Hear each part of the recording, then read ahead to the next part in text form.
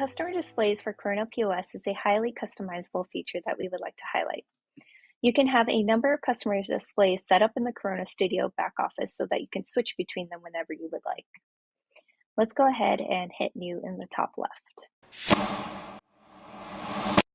As you can see, you can assign a name and a number to the customer display.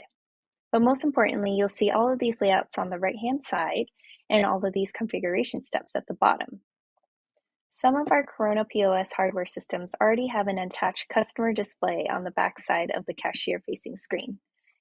This customer display is fully customizable and can be used in various ways to highlight anything you would like your customer to know, whether it's the benefits of signing up for your loyalty program, or a short video loop of the promotions you currently have running, or a still image of a new featured product. You can use these customer displays when ringing up a customer in standby mode or just on a welcome screen. Also be able to change what the customer sees each step of the way and the displays to market to your customers while they're at the register and checking out. Whether it's changing the font size or changing the color here, everything is completely customizable to your branding. You can even use your own media URLs, whether that be a slideshow or a video, to display what you want on these screens.